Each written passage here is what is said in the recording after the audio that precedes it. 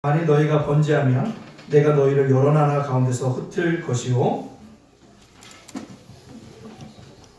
9절입니다.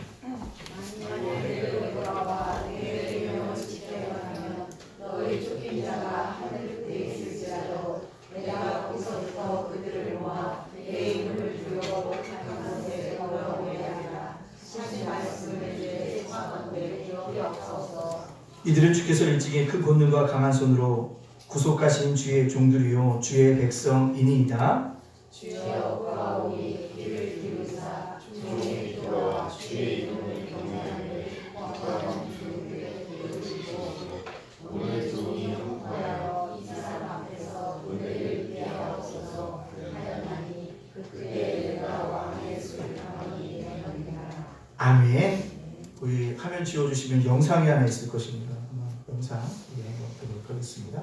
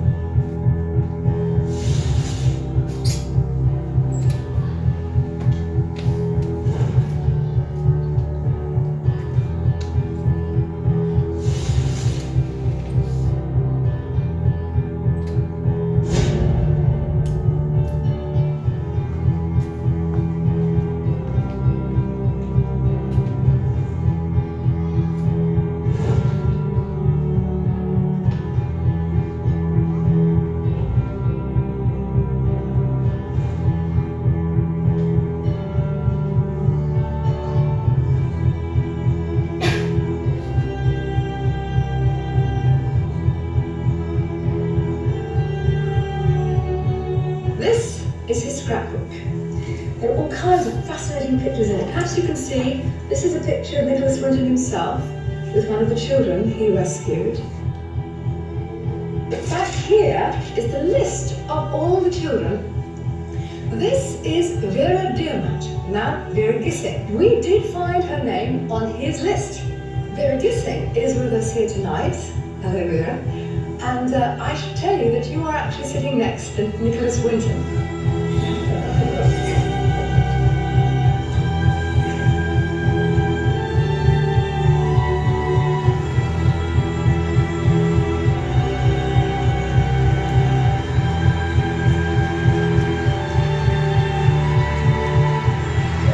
Is there anyone in our audience tonight who owes their life to Nicholas Winton? If so, could you stand up, please?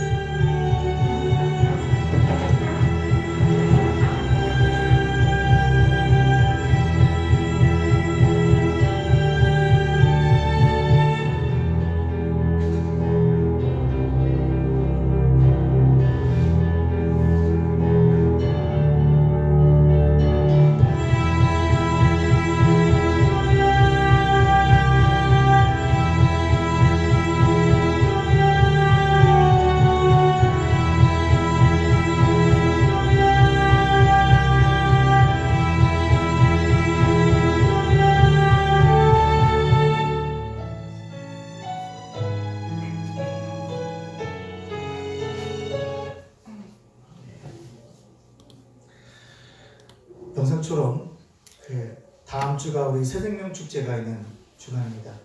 한 사람이 귀하게 많은 영혼들을 살린 것처럼 우리들도 한 영혼이라도 구원할 수 있도록 이런 복음을 증거할 수 있는 아름다운 기회가 되어지기를 간절히 소원합니다. 사실 새생명 축제하면 상당히 부담이 되어집니다. 근데 이걸 안 하면 한 번도 내 입술을 열어서 예수 믿으라는 소리를 해보질 않아요. 그럴 때 이런 기회를 통해서 뭐라고요? 이웃에게 예수님을 믿으십시오 라고 전하는 시간입니다. 그런데 이 시간을 기억하고 함께 꼭 나와서 함께 마음 모아주셔서 감당하여 주셨으면 좋을 것 같고요. 그래서 다음 주에 하여튼 누구든지 이렇게 모시고 오시면 데리고 오신 분에게도 이렇게 좋은 선물을 하나씩 이렇게 드리려고 어제 저희가 가서 좀 구매를 해갖고 왔습니다. 그러니까 여러분들 꼭 기억하여 주시고 혼자 오지 마시고 함께 오셔서 우리가 함께 귀한 절기를 또한 감사의 절기를 또한 생명을 살리는 일에 우리가 하나 되어줄 수 있는 믿음의 복된 시간들이 되어지기를 간절히 소원합니다. 아멘. 오늘 감사가 형통이 되는 비결이다 라는 말씀으로 말씀을 증거하려고 합니다. 우리 옆 사람과 이렇게 인사해 보겠습니다. 참 잘 오셨습니다. 시작. 참 잘 오셨습니다. 감사합니다. 다시 한번 시작. 참 잘 오셨습니다. 아멘. 참 잘 오셨습니다. 오는 게 참 귀한 일입니다. 왜요? 다른 거 다 제쳐두고 모아야 되기 때문에 그렇습니까? 와야 되기 때문에 그렇습니다. 사실 이제 어제 제가 성찬 예식을 한다고 문자를 보냈더니 많은 분들이 오늘 김장해서 저 못 가요. 또 한 분이 빠지시겠구나. 한 분은 또 저희 가족이 여행을 가서 못 와요. 딸이 들어가기 전에 온 가족이 여행을 해서 못 가요. 또 보시는 거. 오늘은 서울에 결혼식이 있어서 목사님 뵙지 못할 것 같아요. 문자가 오더라고요. 그거 볼 때마다 제가 어땠을까요? 마음이? 참 그렇구나. 그래도 뭐 하는 사람도 있구나. 이 문자를 보고 기억하면서 목사님 마음을 헤아려 주는 사람들이 있구나 라는 생각하니까 뭐하더라? 감사하는 마음이 들었습니다. 그렇기 때문에 그렇게 바쁜 가운데 있었지만 또 여러분들도 분명히 바쁜 일정이 있었을 것이라고 생각이 들어집니다. 그럼에도 불구하고 이 자리를 기억하고 나오신 분들, 하나님이 여러분들 나오신 그 믿음대로 여러분들에게 축복하여 주시는 은혜가 역사가 이루게 되어 줄 줄로 믿습니다. 아멘. 어르신들을 위한 배려라는 글이 잡지에 실려져 있는 것을 보았습니다. 그 내용을 잠깐 제가 읽어보도록 하겠습니다. 어르신을 위한 하나님의 배려. 나이가 들면서 시력이 나빠지는 것은 큰 것만 보고 멀리만 보고 살라는 뜻이다. 귀가 잘 안 들리게 되는 것도 필요 없는 작은 소리는 듣지 말고 필요한 큰 소리만 들으라는 것이다. 이가 시리고 약해지는 것은 따뜻하고 연한 음식만 먹어서 소화불량이 없도록 하기 위함이다. 걸음걸이가 부자연스러운 것은 매사에 조심하고 멀리 나가지 말라는 것이다. 머리가 하얗게 새는 것은 멀리 있어도 연세에 드신 분이라는 것을 알아보게 하기 위한 것이다. 정신이 깜빡깜빡하는 것은 살아온 복잡한 세월을 기억하지 말고 다가올 천국만 바라보라는 하나님의 뜻이다.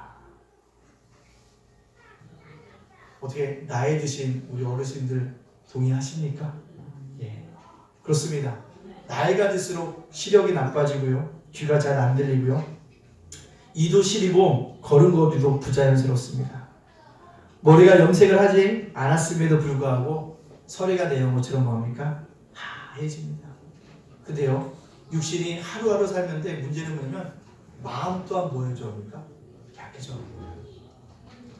세월이 흘러갈수록 우리의 몸과 마음은 점점 뭐합니까? 약해진다는 것입니다. 젊을 때는 뭐합니까? 세상 무서운 줄 모릅니다. 근데요, 시간을 지나가고 세월을 먹으니까 뭐합니까? 자신이 왜소하다는 것을 느끼게 되어집니다. 특별히 육신이 쇠약해지면 마음이 더욱더 약해지는 것을 볼 수가 있습니다. 그러나 이 모든 것이 하나님의 우리를 향하신 배려라고 생각하면 굳이 속상하거나 약해질 이유가 없습니다. 이 모든 것이 하나님의 특별한 뜻이 있다고 받아들이면 오히려 뭐가 합니까? 감사할 일이 되어집니다. 다음 주일은 추수감사주일입니다. 또한 새생명 축제가 있어 미리 감사에 대한 말씀을 전하려고 합니다. 추수감사주일이란 1년을 지켜주신 하나님 앞에 감사하는 뭡니까? 예배에 드리는 절기입니다. 사실 하나님께 택하신 이스라엘 백성이 출애굽과 오순절과 수장절을 꼭 지키라고 이야기하고 있습니다. 수장절이 바로 무엇이냐? 바로 오늘날의 추수감사주일입니다. 1년의 곡식을 거두고 난 후에 광야로 나아가 천막을 치고 일주일 동안 감사의 예배를 드린 것이 수장절입니다. 그래서 텐트를 쳤기 때문에 초막절이라고도 부른다고 얘기했습니다. 즉 1년 동안 나에게 베푸셨던 하나님의 은총을 뭐하면서요? 광야에서 천막을 치면서 뭐하라? 감사하면서 보내는 절기란. 이 추수감사절이 11월 셋째 주로 드려지는 데는 이유가 있습니다. 왜 그럴까요? 16세기 영국의 성공회가 신교했던 뭐요? 기독교를 핍박하기 시작합니다. 그때 많은 성직자들이 뭐합니까? 죽음을 당하게 되어집니다. 극심한 뭐요? 박해와 핍박을 견디지 못한 청교도들이 어떡합니까? 1620년 8월 14일에 스피드 웨로와 메이플라워를 타고 뭐합니까? 신대륙으로 떠나게 되어집니다. 몇 명이요? 102명. 가는데 스피드 웨로는 뭐합니까? 고장나서 돌아갈 수밖에 없었고, 메이플라워는 뭐합니까? 타고 맨사 추세스에 어딥니까? 프리먼스 향해 그해 12월에 도착하게 되어집니다. 근데 문제는요, 겨울에 도착했어요. 살인적인 추위와 굶주림과 부통병으로 인해서 102명 중에 50여 명만 살아남았습니다. 이듬해가 되자 뭐합니까? 봄이 오자 대지를 일구고 씨앗을 뿌리고 뭐합니까? 농사를 짓습니다. 가을에 그리고 추수를 합니다. 청교들이 처음으로 신대륙에서 자신의 손으로 씨를 뿌렸고 거뒀던 곡식으로 음식을 만들어서 인디안들을 초대해서 함께 잔치를 배설하게 되죠. 그것이 뭐가 됐습니까? 추수감사절이 되어졌다. 추위와 질병 속에서도 뭐하신 하나님? 지켜주신 하나님의 은혜에 감사합니다. 1년 동안 하나님께 지켜주셔서 아름답게 뭐요? 수확을 거둘 수 있었던 것에 대한 뭐요? 감사함의 절기를 그들이 지킴으로 말미암아 그것이 유래되었다는 사실입니다. 근데 물론 추수감사절이 옛날에는 11월 셋째 주로 딱 정해져 있었는데 요즘은 교회마다 다 틀려요. 통합측은 추석 때 드릴 때가 있습니다. 추석 때 추수감사절을 드립니다. 추석 때. 그리고요, 따라서는 우리 합동측은 11월 셋째 주에 주로 지키지만 주변에 있는 교회는 11월 첫째 주에 뭐요? 추수감사절을 지키는 경우도 있습니다. 중요한 게 뭘까요? 추수감사절을 언제 지키느냐가 중요한 것이 아니라 추수감사절에 뭐요? 정신을 지켜나가는 것이 뭐다? 중요하기 때문입니다. 1년 동안 지켜주신 그 은혜에 뭐요? 감사의 절기였다는 것입니다. 그대로 이스라엘 백성들이 처음에 수장절을 지키라고 했을 때는요, 광야 생활 중이었습니다. 집도 없고 나라도 없고 겨우 만나를 주시는 그걸 통해서 연명하던 때였습니다. 그때 일주일씩 나가 광야에서 천막을 치고 수장절을 지킨다는 건 쉬운 일이 아니었을 것입니다. 그럼에도 불구하고 광야 생활 동안 그들은 뭐요? 이 수장절을 지켜갔다라는 것입니다. 추위와 굶주림 속에서 절반이 죽은 상황 속에도 1년 동안 베풀어 주셨던 그 은혜를 기억하면서 청교들이 드렸던 예배처럼 광야에 나가서 수장절을 지키는 이스라엘 백성들도요, 수장절을 지키기는 만만치 않았다는 사실입니다. 그렇게 힘든 상황 속에서도 감사의 예배를 드린다는 것은 신앙의 고백 없이는 불가능한 것입니다. 그런 의미에서 우리가 앞으로 다음 주에 있을 추수감사절을 역시 매년 반복되는 형식적인 절기나 단순히 물질만을 드리는 절기가 아닙니다. 어떤 상황 속에서도 먼저 나를 지켜주셨던 하나님, 나에게 베푸셨던 그 하나님의 은혜를 감사함으로 신앙 고백으로 드려지는 거요, 절기여야 한다는 사실입니다. 오늘 우리는 추수감사절을 앞두고 감사가 우리를 형통케 한다라는, 감사가 형통케 하는 비결이라는 말씀을 통해서 함께 은혜를 나누고자 합니다. 왜 감사가 형통의 인생이 될까요?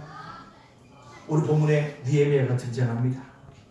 느헤미야가 술과 눈으로 고속 승진을 하고 있었습니다. 그때 자기의 조국에 대한 슬픈 소식을 듣게 되어집니다. 큰 환난을 당하고 있고 아름다웠던 예루살렘 성도 무너졌고 성전도 무너졌다는 소리를 듣게 되어집니다. 이런 소식을 여러분들이 들었다면 여러분들은 어떤 반응을 보이시겠습니까? 아마도 대부분 사람들은 나와 상관없는 일로 여길 것입니다.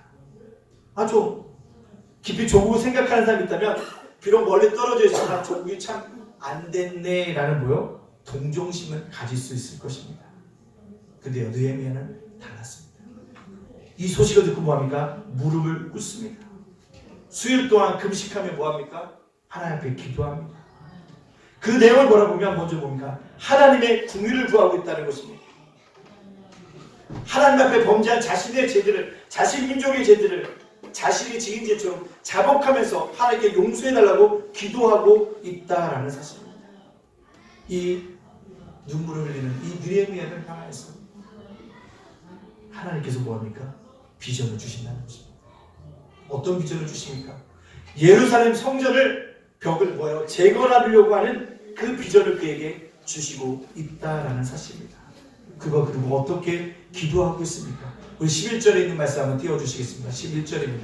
11절에 있는 말씀 다 같이 읽겠습니다. 시작. 주여 구하오니 귀를 기울이사 종의 기도와 주의 이름을 경외하기를 기뻐하는 종들의 기도를 들으시고 오늘 종이 형통하여 이 사람 앞에서 은혜를 입게 하옵소서 하였나니 그때 내가 왕의 술관원이 되었느니라. 아멘. 느헤미야는요, 모든 사람 앞에 내가 형통하다는 것을 뭐 할 수 있도록요? 은혜를 입게 해달라고 간절히 기도하고 있다는 것입니다. 근데 그 기도에 응답했습니다. 아닥사스 왕이 뭐합니까?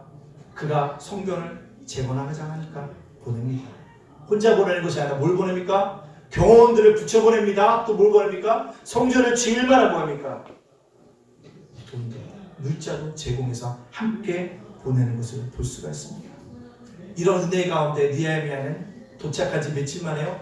52일 만에 예루살렘 성경을 뭐합니까? 재건하게 되어진다는 사실입니다. 어떻게 해서 느헤미야는 탁월한 리더십을 발휘하고 하나님의 은혜를 입어 형통한 자가 되었을까요? 그것을 통해서 우리가 감사가 형통이 되는 비결들을 깨닫는 은혜로운 시간들이 되어지기를 간절히 소원합니다. 첫 번째, 감사가 형통이 되는 비결은 무엇입니까? 바로 하나님의 은혜를 기억했기 때문이었습니다. 뭘 기억했다고요? 하나님의 은혜를 기억했기 때문이었습니다. 10절 말씀 우리 다 같이 한번 볼까요? 10절 말씀입니다. 10절 말씀 띄워주시겠어요? 같이 읽겠습니다. 시작! 이들은 주께서 일찍 큰 권능과 강한 손으로 구속하신 주의 종들이요 주의 백성이니이다. 아멘. 느헤미야는 솔직히 고백합니다. 일찍이 우리 조상들에게 하나님의 큰 권능과 강한 손으로 구원하여 주셨습니다. 어떤 얘기를 하는 것입니까? 애굽의 400년 속박에서 우리를 구원하여 주셨습니다. 나는 그것을 뭐하고 있습니까? 기억하고 감사하고 있습니다. 하나님 출애굽해서 광야 40년 동안 지켜주시고 여호수아를 중심으로 어떻게 해요? 가나안 땅에 들어가서 그것을 완벽하게 정복하고 그 땅을 하나님의 땅으로 만들 수 있도록 허락하여 주신 것 다 누구라고요? 하나님의 은혜라고 고백하고 있습니다. 그 하나님의 은혜를 뭐하고 있다는 거예요? 기억하고 찬양하고 있다는 것입니다. 하나님은 이처럼 하나님의 은혜를 기억하고 기도하는 사람들에게 뭐예요? 놀랍게 형통의 길을 열어주셨다는 사실입니다. 그 이 기도 때문에 아닥사스 왕을 통해서 경험도 붙여주시고 물자도 주시고 돈도 얻어가는 은혜를 입었습니다. 52일 만에 예루살렘 성경을 재건하는 은혜를 그에게 허락하여 주셨다는 사실입니다. 그렇습니다. 우리의 삶이 비록 힘들고 어렵지만 때때로는 사망의 음침한 골짜기를 다닐지라도 다윗이 했던 것처럼 감사와 찬양으로 나아간다고 한다면 그것이 우리의 삶을 형통하게 하여 주는 은혜의 비결이 되어 주는 줄로 믿습니다. 여러분 어떠한 순간도 뭐하십시오? 감사하십시오. 그럼 뭐하겠습니까? 형통하게 되어진다는 것입니다. 다윗은 늘 감사하는 사람이었다는 것입니다. 그래서 그가 이렇게 고백하고 있습니다. 시편 116편 12절에 있는 말씀입니다. 한번 읽어볼까요? 시작! 내게 주신 모든 은혜를 내가 여호와께 무엇으로 보답할까?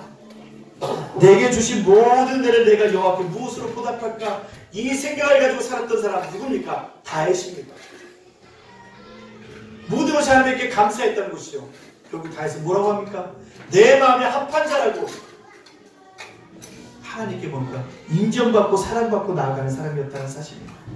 이처럼 하나님의 은혜를 기억하고 감사하는 자는 하나님이 뭐합니까? 높여주신다는 것입니다. 그 인생을 어떻게 해요? 형통의 길로 인도하여 주십니다. 문제가 없는 것은 아닙니다. 어떤 인생의 파도가 밀려와도 그것을 극복할 수 있는 지혜와 능력들을 뭐합니까? 어떻게 주십니다. 그리고 마침내 뭐요? 그 인생을 형통케 만드신다는 것입니다. 우리는 추수감사절을 다음 주 맞이하면서, 아니 11월달 추수감사절 절기를 맞이하면서 먼저 나에게 베풀으셨던 하나님의 은혜를 깊이 깨닫는 자리가 되어줘야 될 줄로 믿습니다. 우리 눈에 있는 원망과 불평과 불만의 모양과 백태를 벗겨내야 합니다. 그리고 찬양과 감사의 영안이 열려지는 모양과 절기가 되어져야 합니다. 개그맨 가운데 이동우라는 사람이 있습니다. 결혼한 후 100일쯤 돼서 뭐 했다고요? 눈이 잘 보이지 않습니다. 병원에 가서 검사를 해봤더니 망막색조 변성증이라는 불치병을 알게 되어졌습니다. 결국 뭐합니까? 시력을 잃고 말았습니다. 절망과 좌절 가운데 하루하루를 보내고 있는데 어느 날 그의 사연을 들은 한 사람이 자신의 눈을 뭐하겠다고요? 기증하겠다는 연락을 받습니다. 그분은 철안에 사는 40대 남성입니다. 이동우 이 개그맨이요, 기쁜 마음으로 한 걸음에 달려갔다고 합니다. 근데요, 이동우 씨가 눈을 기증받지 않고 돌아옵니다. 사람들이 묻습니다. 왜 그냥 돌아오셨나요? 그가 말합니다. 나는 이미 받은 거나 마찬가지입니다. 그분은 제게 세상을 보는 눈을 주셨기 때문이다 라고 고백합니다. 그가 눈을 기증했다는 사람을 만나보니까 그 남자분은 근육병 환자였다는 사실입니다. 사진을 못 쓰고 있고 오직 성한 곳은 딱 하나, 뭐밖에 없었다고요? 눈밖에 없었다는 사실. 그걸 누구에게요? 그에게 주려고 했던 것입니다. 그래서 이동우 개그맨이 얘기합니다. 나는 하나를 잊고 나머지 9을 가지고 살면서도 원망과 불평이 가득했습니다. 그런데 그분은 오직 하나 남아있는 그것마저도 나에게 주려고 합니다. 어떻게 내가 그것을 받을 수 있겠습니까? 우리는 어쩌면 올 한 해를 뒤돌아보면 이미 9가지를 받을 수 있습니다. 아니 9가지 받았을 것입니다. 그 은혜가 너무 큽니다. 근데 우리는 잃어버린 뭐요? 한 가지에 집중합니다. 받은 9보다는 내가 잃어버린 거요, 한 가지에 집중하고 살아가는 것이 우리들이라는 겁니다. 그래서 뭘? 늘 원망하고 불평하고 있다는 것입니다. 그래서 결국 뭐합니까? 감사를 잃어버리고 원망과 불평에 사로잡히게 되어 있다는 것입니다. 무엇을 주셨기 때문에 감사하기도 하지만 하박국 선지자처럼 뭐라고요? 비록 없을지라도, 무화과 나무가 없을지라도, 외양간에 소가 없을지라도, 포도나무에 포도 열매가 없을지라도 감사를 주님 원하고 계실 줄도 있다. 그 감사의 단계를 거쳐서 비로소 우리 뭐합니까? 참 복을 누릴 수 있다는 겁니다. 하나님은 나의 힘이 되시고 능력이 되심을 고백하며 올바른 감사를 드릴 수 있기 때문에 그렇습니다. 이런 감사를 드려보면 어떨까요? 때론 병들게 하심을 감사합니다. 인간의 약함을 깨닫게 해주시기 때문입니다. 가끔 고독의 수령에 내던져주심도 감사합니다. 주님과 가까워지는 기회가 되기 때문입니다. 일이 계획대로 안 되게 들어주심도 감사합니다. 저의 교만을 반성할 수 있기 때문입니다. 먹고 사는데 힘겹게 하심을 감사합니다. 눈물로 빵을 먹는 심령을 이해할 수 있기 때문입니다. 땀과 고생의 잔을 맛보게 하심을 감사합니다. 주님의 사랑을 깨달을 수 있기 때문에 그렇습니다. 주님, 감사할 수 있는 마음을 주시면 감사합니다. 비록 없을지라도 감사할 수 있는 마음을 가진 자에게는 하나님께서 형통케 하십니다. 느헤미야처럼 자신의 이기적인 삶에 빠지지 않고 조국을 위해 자신을 희생할 줄 아는 사람, 눈물로 기도하며 하나님의 은혜를 기억하며 감사하는 자에게는 하나님께서 형통의 복을 허락하여 주십니다. 두 번째로, 감사가 형통이 되는 비결은 무엇입니까? 내가 받은 은혜와 축복을 이웃과 함께 나눌 때 형통하게 되어집니다. 느헤미야 2장 17절과 18절 말씀에 이렇게 얘기하고 있습니다. 한번 띄워주시겠습니까? 같이 읽겠습니다. 시작. 후에 그들에게 이르기를 우리가 당한 공경은 너희도 보고 있는 바라. 예루살렘이 황폐되고 그 성문이 불탔으니 자, 예루살렘 성을 건축하여 다시 수치를 당하지 말자 하고, 또 그들에게 하나님의 선한 소리 나를 도우시니까 왕이 내게 이른 말씀을 전하였더니 그들의 말이 일어나 건축하자 하고 모두 힘을 내어 이 선한 일을 하려 함에 한 사람의 감사가 하나님의 은혜를 기억했던 그 사람으로 인해서 뭐합니까? 많은 사람에게 자기가 나눴던 그 감사를 나눴던 모든 사람의 성령 예루살렘 성을 건축하는데 뭐합니까? 동참하게 되었습니다. 그래서 어떻게 해요? 놀랍게 52일 만에 건축하고 있다는 것입니다. 생각해 보시죠. 느헤미야가 혼자 예루살렘 성벽을 건축했다는 교만했을 것입니다. 근데 함께 했잖아요. 함께 했더니 어떻게 일어납니까? 그 사람들도 하나님의 함께 하시는 은혜에 하나님 베푸셨던 은혜에 뭐 할 수 있었다는 거예요. 동참할 수 있게 되어졌다는 사실을 우리에게 보여주고 있습니다. 그렇습니다. 감사는요. 나만 누리는 것이 아니고 나눌 때 해야죠. 다음 주요. 우리 교회 과일들을 준비해 주세요. 여러분들 하나씩 준비해 갖고 오십시오. 갖고 오신 거죠. 우리 이웃에게 나눌게요. 제가 이 동네 노인정을 몇 군데 알고 있거든요. 거기에도 좀 나눠드리겠습니다. 여기 꼭 갖고 오셔서 다음 주에 우리가 좀 한번 나눠보자. 그래야 한다는 것입니다. 이웃과 함께 나눠야 한다는 것이죠. 또요. 요즘에 우리 스마트폰을 사용하면서 우리 생활 참 편해졌습니다.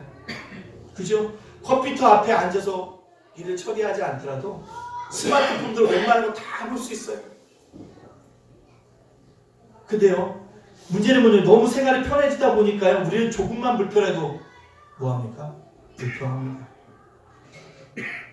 그래서 우리나라 말 속에 이런 얘기 있잖아요. 유행하는 거. 헬조선. 무슨 얘기죠? 지옥조선이라는 말이 있잖아요. 조금만 불편해도 그게 참지 못한다는 것이죠. 폭발할 수밖에 없다는 것입니다. 현대인의 편리한 삶에 젖어드니까 사람들이 감사하기보다는 뭐예요? 적은 일에 불평하고 불만하고 과격한 행동을 하고 있다는 사실입니다. 이것이 요즘의 문화잖아요. 운전을 해도요. 조금만 뭐 해도요. 난리 나잖아요. 난리 납니다. 우리 동네 사모진도 아파트에서 제가 나오다가 차를 천천히 몰고 왔어요. 왜요? 아이가 있어서요. 그 뒤에 있는 차가 갑자기 쉬 가더니 앞으로 가더니 그냥 꽥 쓴 거예요. 제가 천천히 가는 게 뭐해서요? 못마땅했던 거죠. 애가 있으니까 천천히 간 건데 그 차가 급정거를 하는 거 보면서 참 대단하다.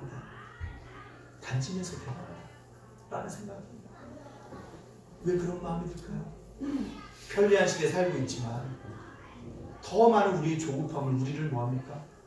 불평과 불만의 마음으로 이끌어가고 있다는 것입니다. 이런 불평과 불만이 팽배한 사회 속에서 우리가 해야 될 일이 뭘까요? 감사하는 겁니다. 감사하는 거예요. 감사의 문화를 우리가 만들어가자는 것입니다.